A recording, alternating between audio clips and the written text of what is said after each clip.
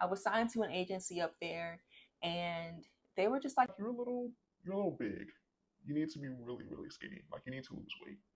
and I was like, what? Like that's never been a problem for me.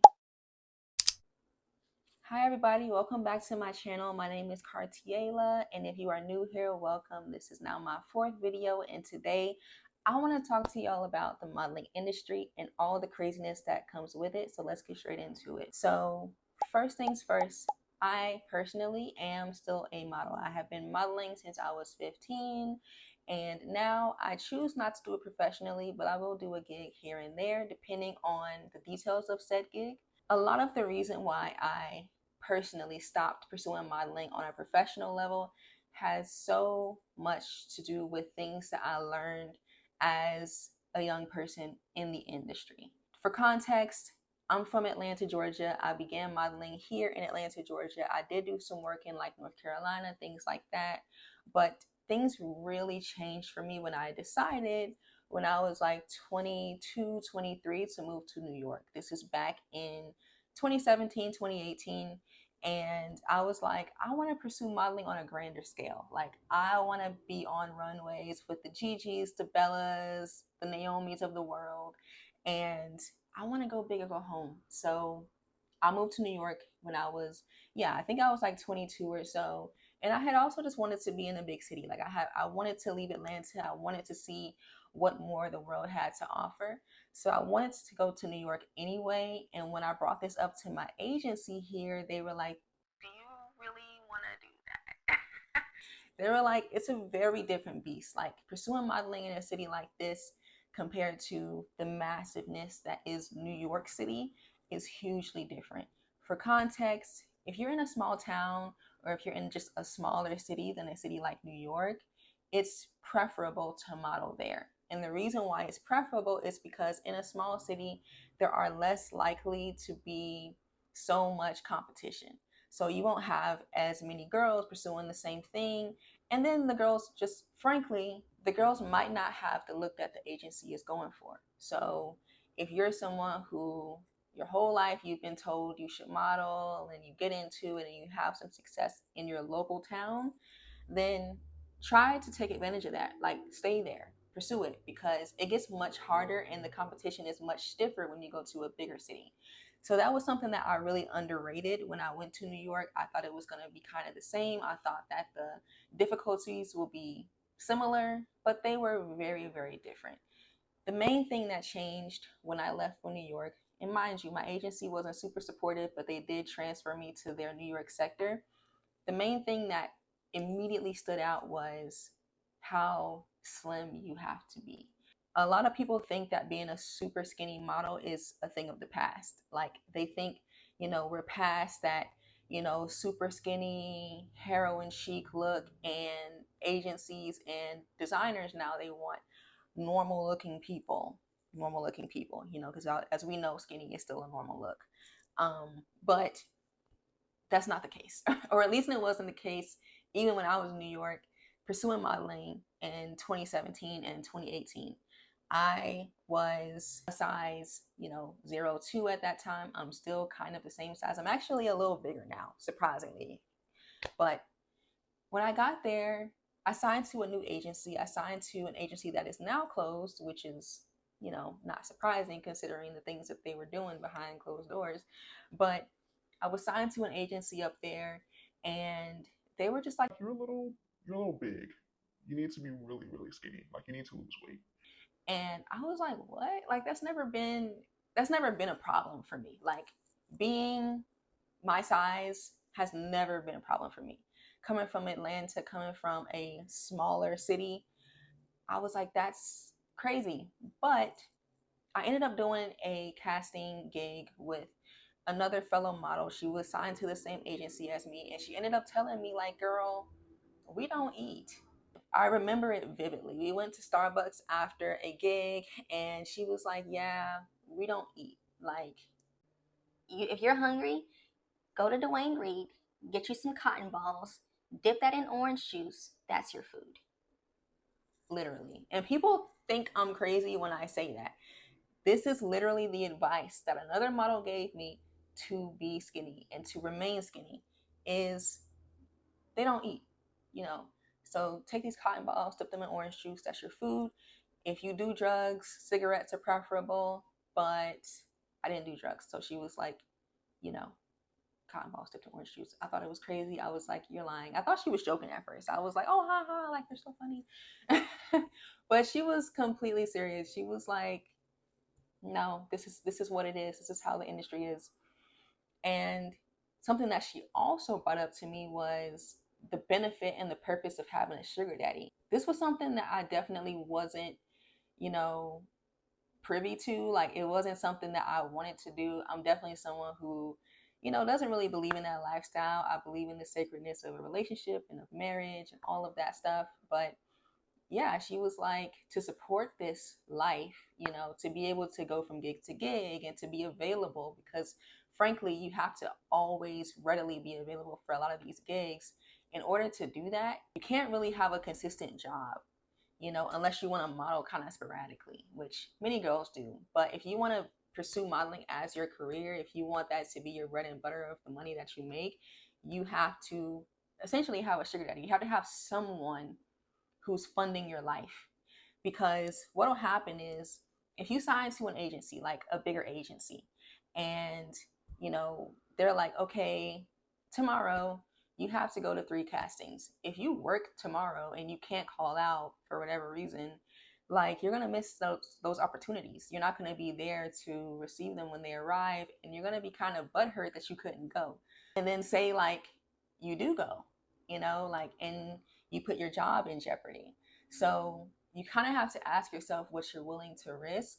So, she was just like, yeah, a lot of girls have a sugar daddy. Like, you should look into that. You don't have to work. You're beautiful. You're a model. There's tons of men who want that in New York. They want to be a part of funding your lifestyle. You have a lot of girls who opt for getting a sugar daddy, who opt for getting someone to fund their life, even though it might be against their moral code, even though it may not be something that they want to do. It's kind of one of the only ways to really keep yourself readily available for a lot of gigs that come about. And that gets me into my other thing, that if you want to get into the industry, you should know. Now, keep in mind that I was a runway model. I still do runway, but that is the best sector of modeling that I'm built for. I'm about 5'10". Yeah, I'm a size like 0'2". And for me, runway modeling was just the sector of modeling that I had the most success in.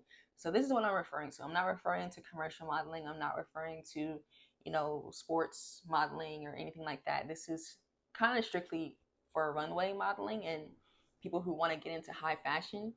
So keep that in mind as I say this. But something else that you have to consider if you decide that you want to get into modeling is the passive aggressive racism that you encounter when you go to a lot of these gigs. A lot of gigs they already know the models that they want to book, frankly. A lot of them already know that they want certain models, or they want a certain race of models. So they might have like 3 or 4 slots for a black model, maybe even 2. Do you have the look that they're going for when it comes to African American models? Because oftentimes for these gigs, there's only 2 slots available for, or 3 slots available for a model of color. And they might be going for an African model. They might be going for an ambiguous looking model who's multiracial. They might be going for a black model who's African American, but she maybe has a different look than you. So you're in competition not only with white models and other races, but you're in competition with what they're looking for from the standpoint of being a black model, which makes it even more challenging. It makes it even more difficult to deal with. I would say, if you want to get into modeling, just make sure that you've already made up in your mind that you can deal with that passive aggression. Because also consider that they may not know how to do things in regards to your hair. They may not know how to do your makeup. They may not know the differences in what we need as African American models, as black models, compared to other races. And that played a huge role in why I decided to leave the industry, especially on a professional level. I just wasn't willing to compromise my hair, my skin, like my emotional well-being. It was constantly at stake. It was constantly being brushed to the side. And I just really would encourage you to ask yourself if you want to deal with that. Something else that I kind of brought up a minute ago, but definitely is a real thing in the industry, is drugs. So a lot of models end up on drugs either to stay slim or to deal with a lot of things that happen in the industry. It's not unheard of that a lot of models get involved in really sketchy things when they get into the industry. You know, there's a lot of agencies, or there, at least there were a lot of agencies, I'm not sure about now, but there were definitely more agencies before, back in the day, that promised you dreams, you know, hopes and dreams. They promised you that you would be on the cover of this magazine. They made you feel like you had the potential to be a big model.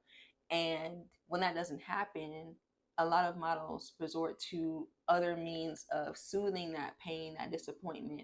And oftentimes it leads to drugs, very hard drugs that can really damage your health. And I want to be careful about the drugs that I name, but you definitely want to make sure that you're mindful of all the different parts of the industry. You want to make sure you're mindful of the different parts of the industry that can really affect not only your mental health, but affect your well-being as a human being. You know, there are stories of models becoming homeless because they couldn't keep up with the lifestyle. There are stories of models who, yeah, they become homeless and they got involved with a super sketchy agency, because that definitely was real. I can't speak on now because I'm not doing it now, but that definitely was a real thing. You want to make sure that you are able to make sound decisions and have good judgment, because there may be things that come up that really test your morals and your values and the things that you hold dear to your heart.